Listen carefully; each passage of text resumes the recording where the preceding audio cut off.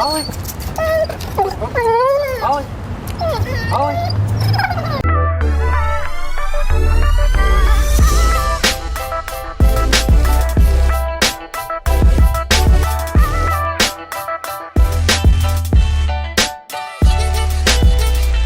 Any kind of vocalizing, you can walk him backwards, let him know that gets him further away, have him get it together here, try to get him to sit. But even positive excitement, he's got to learn to control to control it, and how he gets here is same thing, the focus and being chill. The jumping up in the air, does he do that when he wants to react? He'll do that at the scooter, and he'll do that at the skateboard. Jumping? With me, he doesn't do it really. With Brendan, he goes from 0 to that quickly. Okay. Brendan does a lot more of his lunge and jump.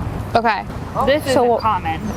Like this the crying and that jumping. That's not very common. Oh, he just wants to get to me, huh? Yeah, he just really wants to like say hi. Also, what's not common from what I've seen is saying his name that many times and him not looking. Yeah. Is that common for you guys? No, not until that time with the scooter, and not until that time. Okay. Like not until those his like things that he really gets worked up over. Okay. But no, he maybe one call, and then like maybe if there was a lot of distractions, then it took like 2 calls. Got it. But typically it's been on 1 or good. 2. Okay, that's good. Every once in a while, there's just been like a lot going on. And that dog that just came up behind him, that was pretty good. They didn't react, right? Yeah. I think he's so focused on me. Okay, you want to tell him go say hi? But if with your sister, you could keep going and doing this. Yeah. We'll do it from here. Yeah. Go say hi. Yep, go say hi. Oh my goodness. Hi, Ollie Bear.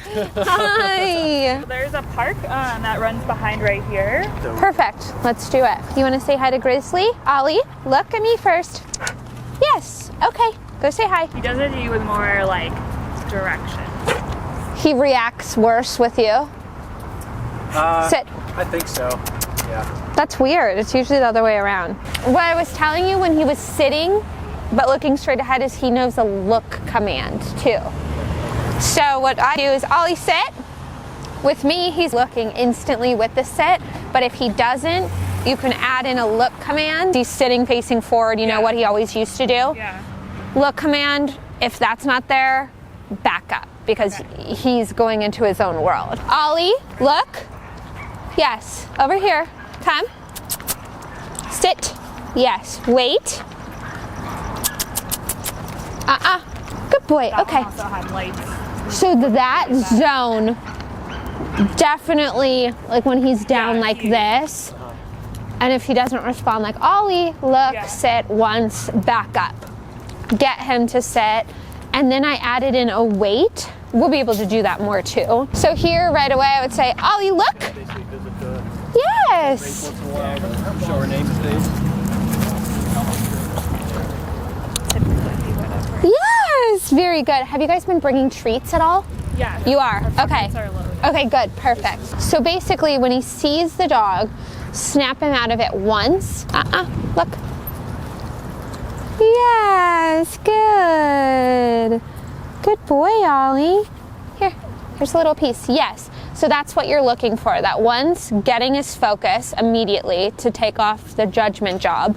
But then, as long as the dog isn't going to get super, super close, like that one dog was getting close, so I knew to be able to give him mental freedom with it, I had to back up. Because you can only increase one variable at a time. So if you're decreasing the distance between plus giving mental freedom, too much.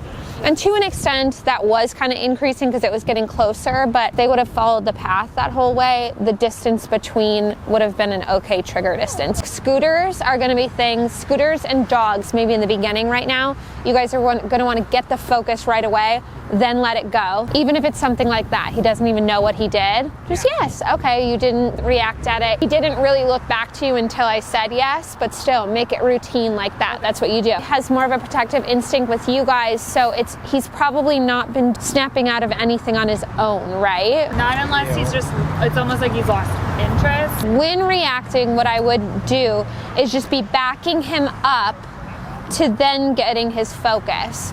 Don't back up with your arm A lot of people want to jerk their arm and it adds into, oh, I have to protect. It's a negative feeling.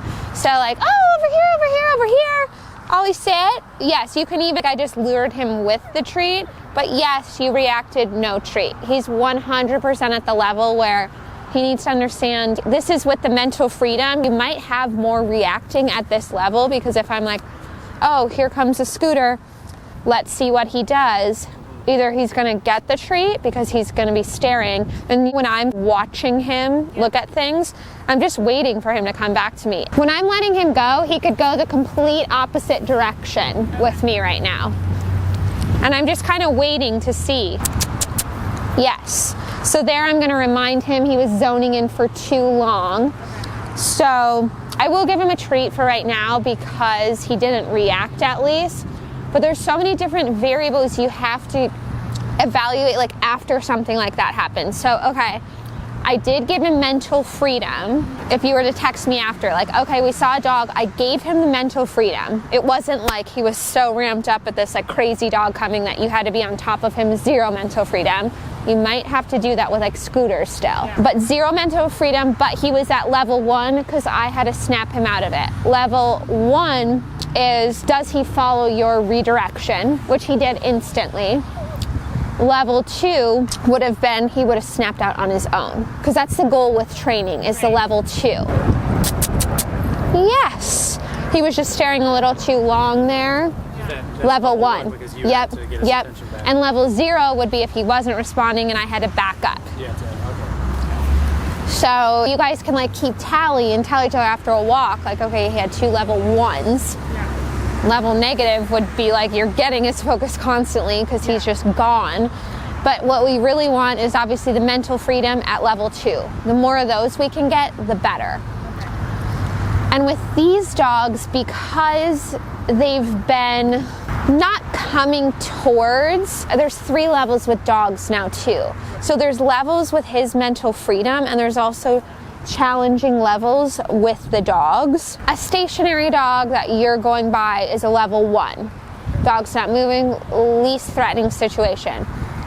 Level 2 is the last 2 dogs that have come by us. They're walking but parallel. They're not coming at us. The level 3 dog coming towards is where you will grab his focus first, then let it go. As long as the dog is at a little bit of a distance still. But level 2, as you saw, like these dogs, I'm gonna just let the mind go completely from the start. Because there's the different levels with the mental freedom too. Would it be good for us, like, half an hour, besides a walk? Is that sit what you here. usually do? Just like sit here and for like, sure. Yeah. Or like even 10 minutes. Like this amount of time that we've been out here, great practice. And I don't know if he's hit any level 2s yet. No, I don't remember in the beginning if he did or not. But that's for sure the goal, and where he was basically at all the time with us. So instead of avoidance at this point, this is why this is good if you just come out here and you're not on a walk, and you guys can stay stationary and be able to distance yourself from these things. Reactivity resolves in the back end. It's just like if you thought you were being followed, you're still gonna look over your shoulder, but once you find out, oh, okay, I'm okay, you're gonna snap out of it faster. Same thing with dogs. So you're still gonna have some reacting because he was just training for 2 weeks. So you're still gonna have like, oh, the initial, like I have to defend myself, but maybe not as much. And then he snaps out of it faster and faster and faster once he realizes not a threat. Look at all the cute friends. This is an amazing place to practice with the barrier, because if you get all the way up, I think what a lot of people do moving up to here, they would be like, sit, oh yes, level 1, level 1, level 1, then get up to the fence and let the mind go with the level 2, and then the dog is that close. So the natural defensive instinct is gonna come out. You have to do a level 1 and a level 2 with mental freedom in each spot. The only way to move forward should be the level 2. But now we want him to look, because him not looking is good, but what we need is the look and the snap out of it. Those are the instances we need. That's a perfect place to practice with the dog stuff though, for sure. Because the dogs are basically stationary. They're not moving distance, and it's easy to work up. I feel like when he zones in, you guys probably get anxious. Yes.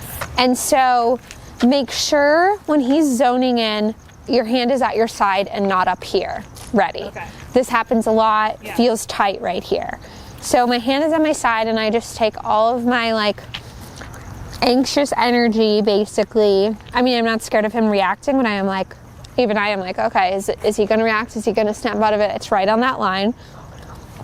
But I just kind of sit and watch him and watch how much his face changes. If it changes into like the, you know, if his mouth is open and then he starts moving forward with it closed, I'm like, okay, snap him out of it. But the longer that you can let him go in that state, the better. Because again, now he has so much self-control to not get into that state every time, where most dogs with reactivity, we have to work to even get them to like not care about things. If you can just get his focus all the time, he's great.